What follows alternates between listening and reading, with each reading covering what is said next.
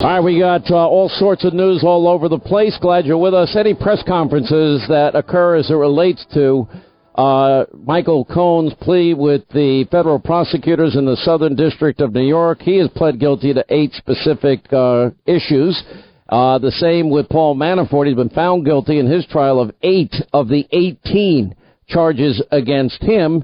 In the Manafort case, 5 specific tax fraud charges, 5 specific tax years, false reports, guilty on 1 charge of hiding a foreign bank account, and guilty on 2 counts of bank fraud. I assume that's all related to applications for loans, I believe, that he didn't even receive. In the case of Manafort, we'll stay there for a second.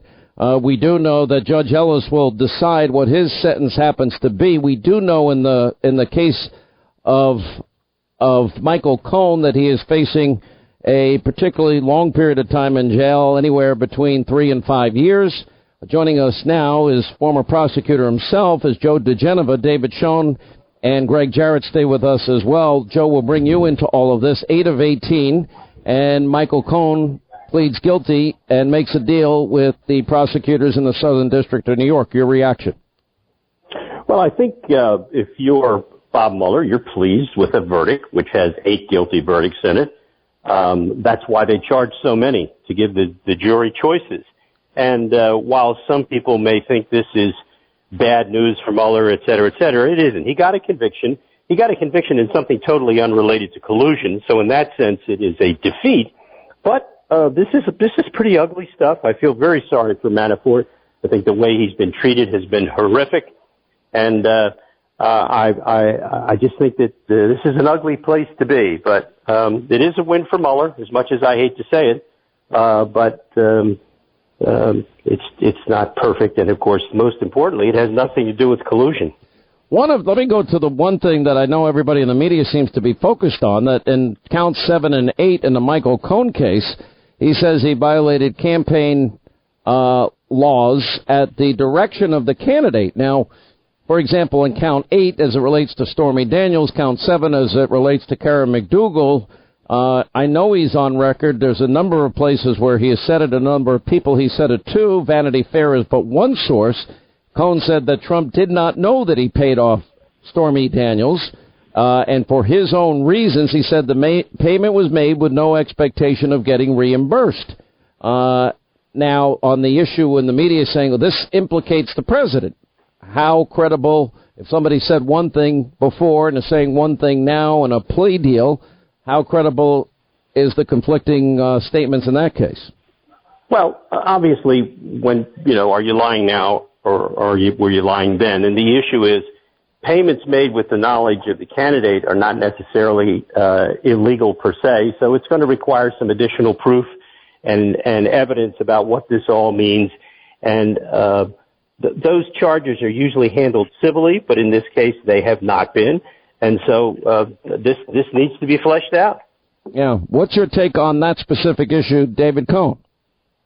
Absolutely. It's going to be, the sexy issue the media plays up. By the way, that's why this deal was billed as a no-cooperation deal. This is Cohen's payment to them. This is what I said before. You have to follow the plea colloquy. By putting the president into this, or trying to, this is his cooperation. That's what they wanted. Here's the great irony. The only campaign-related charge so far to date is brought by the Southern District of New York. Well, it was in fairness, though. This was Mueller feeding it to them. That's right. But that's the problem. There was absolutely it highlights again, no need for Mueller for the appointment of a special counsel, the abuse of that appointment, and the waste of it. But look, this is going to be the issue that plays out. By the way, I thought that was the easiest charge to defend. The idea, as Judge DiGenova just said, usually handled by the Federal Election Commission, putting that aside, the idea that Mr. Trump paid these people solely or even primarily to affect the election, unfortunately, there is a history of illicit affairs and that sort of thing, not just with this president. Well, didn't this all get taken to court in the case of John Edwards? Isn't that similar? Of course, it happens day after day with elected officials and other people, and the payment to those people to stop further embarrassment is how business is done, frankly, among many lawyers in that business, and to the great satisfaction, by the way, of the so-called victim. Now here, Michael Cohen tries to tie it to the campaign. You're right. He's on record saying otherwise. And let me ask about that, on record saying otherwise. Even his attorney, David Schwartz, was on fake news CNN March 28th and said that the president did not know about the hush agreement Cohen pushed with Stormy Daniels and the agreement that he made in October 2016. Quote, the president was not aware of the agreement. What is your reaction to that? Is Greg Jarrett, are you there? Yeah. This will be a question of fact. The president's position has been quite clear. He didn't know about it, and he relied on his personal attorney to handle all matters regarding non-disclosure agreements, which are as common as the grass is green. And whether or not that's a campaign violation will be a question of fact. And, Cohen has a diminished credibility now because of his guilty plea to crimes. So, I wouldn't trust Michael Cohen over the president at any point in time. Well, let me ask big picture. So in this case, it's Michael Cohen. It's mostly tax and bank issues.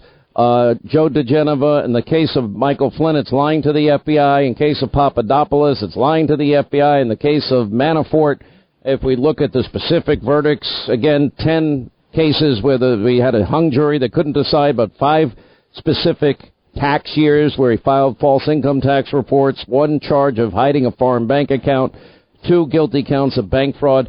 You know what I'm not hearing here? Anything about Russia, anything about collusion, anything about the campaign or Donald Trump, really, except that there's a conflicting statements as it relates to whether he knew about what Michael Cohen did or didn't know, and Michael Cohen has said both things on that particular issue. I don't think there's any doubt that this has nothing to do with the original reason this entire investigation was set up, which is Russian collusion. So that's obviously clear. As far as the counts with regard to the campaign contributions, that's a question that's going to have to be resolved by the prosecutors about whether or not they believe. All right, guys, hang in there. I'm sorry, we're going to keep you guys for the rest of the hour. We have Paul Manafort, his attorney. Very long and hard-fought deliberations. He is evaluating all of his options at this point. Thank you, everyone. That was a statement from Manafort's attorney. Sorry, that was, I didn't even get to hear most of it, but what's your reaction to, let's go back to the big picture here. No Russia, no collusion, no Trump, no campaign. And I know everybody thinks, well, all right, these are all people. Would any of these people be in any trouble at all if they didn't bring up a special counsel to investigate so-called Russian collusion? Joe DiGenova. So the answer to that is no. In fact, in the case of Manafort, the original tax case against him was declined by the tax division of the Justice Department. They said there wasn't enough evidence. It just goes to show that when you throw resources at something where the prosecutor has only one case and one thing to do, that they can find anything on anybody at any time. That is the misery for Mr. Manafort, to know that he had originally been told by the Justice Department a couple of years ago that there was nothing to this, and then Mueller decided to resurrect it, investigate it to death with millions of dollars, and he found something. Well, let me ask something, and this goes to the heart of Greg's book. I mean, Hillary Clinton, I don't think there's a greater, more obvious case of obstruction with her subpoenaed emails deleted and acid washed and bleach pit and devices busted up and SIM cards removed. They wrote an exoneration before investigation. We do have a lot of corruption. All right, hang on. I hate to do this to you, but we now have, I guess this is outside of New York. Are these the prosecutors or the defense? You know? Let's listen in. Let's move over to that press conference now. Our courthouse split screen day. The attorney for the United States in this matter. This is the Southern District of New York prosecutor. Bill Sweeney, Assistant Director in Charge of the New York Field Office of the FBI, and James Robnett, who is the Supervisory Agent in Charge of the New York Office of the IRS. Also with me are the prosecutors from the United States Attorney's Office in the Southern District of New York, who prosecuted the Cohen matter. I'm going to have a brief statement and will not be taking any questions. Today, as you heard, Michael Cohen pled guilty to 8 felony charges. 5 of those dealt with tax evasion for the years 2012 through 2016, in which he failed to report approximately $4.1 million in reported income. Approximately 2.5 of that money was from interest payments from a personal loan that he failed to report. Approximately $1.3 million of that money was from the operation of his taxi medallion business. Approximately $100,000 of that money was from brokerage commissions, and over $200,000 was from consulting fees. That's over $4.3 million over a 5-year period, which translates into a loss to the United States Treasury of approximately $1.3 million. In addition, in count 6, Mr. Cohen pled guilty to making false statements to a financial institution in connection with an application for a home equity line of credit.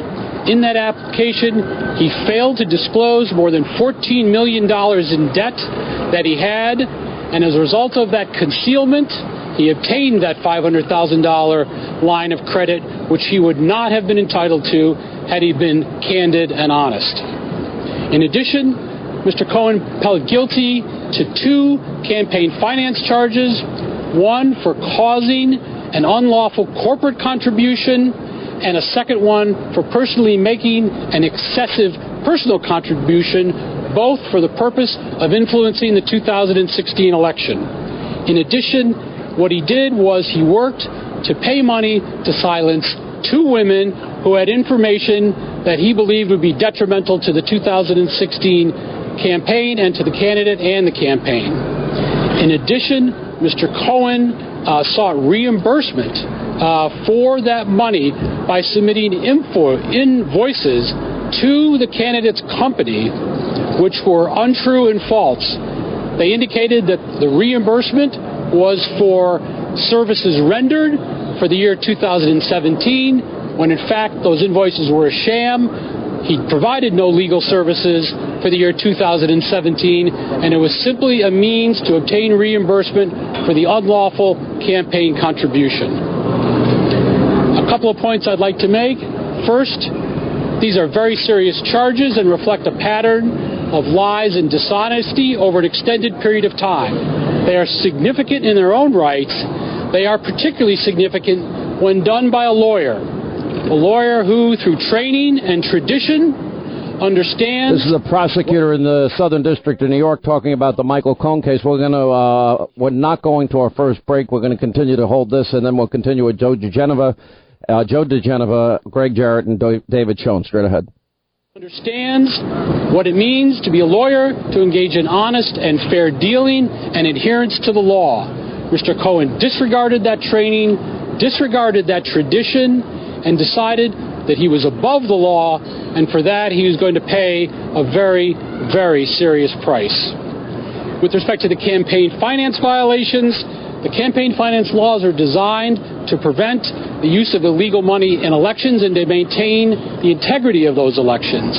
Mr. Cohen made guilty pleas for those campaign violations, and those are core violations. And what he did was these pleas remind us that it is illegal for corporations to make contributions to candidates, and it is illegal to make contributions in excess of the amount that Congress set for individuals. That is a strong message today, and we will not fear of prosecuting additional campaign finance cases. Lastly, and perhaps most importantly, this case is unique in many ways. Just witness the gathering of all of you here today. And in other ways, it's unique as well. But in the really important ways, this case is not unlike many cases that my office, the United States Attorney's Office, brings, that the entire Department of Justice brings, and that the law enforcement agencies do as well, including the FBI and the IRS. This case has more in common with all those cases because they all share the same message. And that message is that the rule of law applies, and that for law enforcement, all of whom are gathered here, it is our commitment that we will pursue and vindicate those who choose to break the law, and vindicate the majority of people who live law-abiding lives, who follow honest and fair dealing, and live lives of lawful behavior. The message is that we are here, prosecutors are here, law enforcement is here, the Department of Justice is here, the law enforcement agencies here. We are a nation of laws, and the essence of this case is about is justice, and that is an equal playing field for all persons in the eyes of the law, and that is a lesson that Mr. Cohen learned today, and it is a very harsh one for him. Thank you very much. Who is the candidate you're talking about? I'm sorry. One other thing. I'm sorry. I'd also like to introduce, my fault. I really want to thank Mr. Sweeney and James Robnett of the FBI and the IRS and the agents who work for them. We do many, many cases with them, and their determination and their fair dealing and their vigor with which they pursue their cases is really inspirational.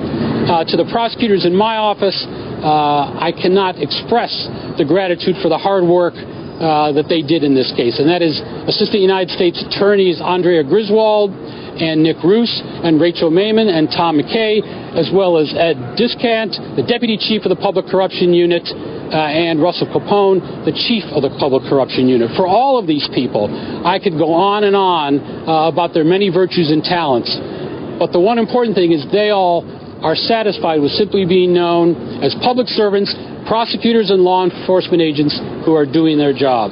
Thank you very much. All right, let's get reaction now. That was the prosecutor in the Michael Cohen case. Joe DiGenova, we'll start with you. Your reaction. Well, this creates a number of rather complicated problems for the president and other people around him.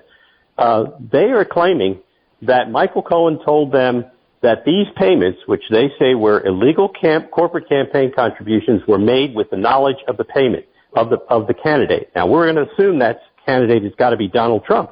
Now, he can have knowledge that the payments were being made, but he doesn't necessarily know that they were illegal campaign corporate payments. So it leaves a lot to the imagination, but clearly this has opened a very serious door.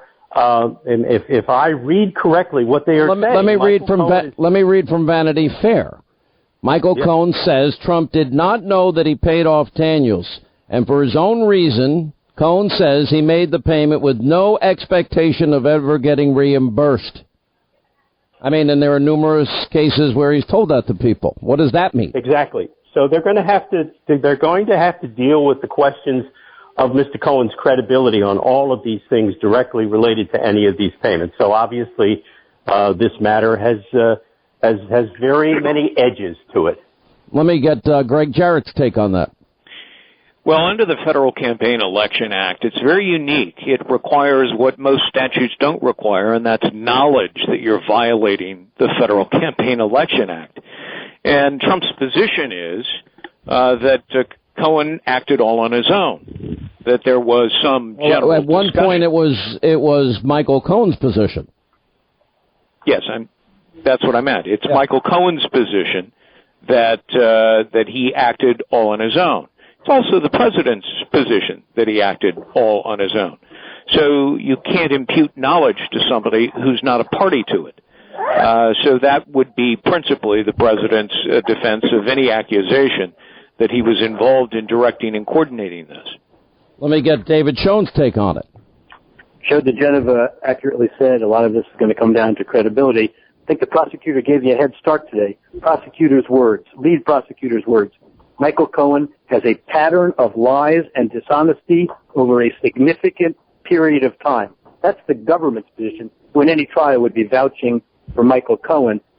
Greg is right about the intent required. And again, I said this from the start. The irony is, with many business people, when there's a history of paying for silence to avoid embarrassment, that in itself is a reason, a legitimate business reason. Well, that's the whole case of John Edwards, as I understood it. That's right. It has nothing to do with campaign finance. And the idea here, Cohen submitted what he says are false invoices to the Trump organization. Do you think the Trump organization gets one or two invoices a year, or do you think there are a lot? Do you think the president okays every one of them? Do you think the president thought that his election would turn on whether the public believed he was faithful at all times in his marriage or had an affair with Stormy Daniels or Karen McDougal? hard to believe that's what the American people would have voted on one way or the other. What about what the prosecutor said here about Michael Cohen having lied over this long period of time, Joe? Well, that, of course, underscores the credibility problem that Michael Cohen is going to have, and it may be that it also may give some pause to the prosecutors themselves about his usefulness to them as a witness. It is quite clear that they have labeled him a liar, and they didn't hesitate to do so. Indeed, they were quite blunt about it. So in terms of him being a witness in anything, again, it remains to be seen. You know, as we go through all of this, though, I keep going back to one fundamental thing. This was supposed to be about Trump-Russia collusion. Now we're dealing in each case with either lying to the FBI, Flynn, Papadopoulos, or Cohen and Manafort. And again, 10 of the 18 charges they couldn't decide on, and we had a hung jury on 10 of them. But it all comes down to bank fraud, some type of tax issue fraud, and in the case of 2 of the counts with Cohen, payments that he made, and again in interviews he had said that he made on his own devices without telling the president. And then false reimbursement that he made to I guess the campaign or to the Trump organization. So to me, I keep going back to fundamentally, how did we get from one thing to this? And would any of this have happened? Greg, this is your last shot, but we're going to let you go. We're going to keep Joe, and Andy McCarthy joins us. Well, it just shows you the two-tiered system of justice. Hillary Clinton engages in rampant acts of corruption and illegality, and gets a free pass. But if you're Donald Trump, people like Bob Mueller and his team of partisans will go after you with a vengeance, and they will use the unlimited power and resources of the federal government to do it, even though his appointment, as I've pointed out in the book, was illegitimate to begin with. This has always been an investigation in search of a crime. This terrible death of Molly Tibbetts, we're now learning, by the way, a person illegally in the country is suspected and charged with the murder and her sad death. We'll have Joe DiGenova stay with us and Andy McCarthy. Thank you both, David and Greg.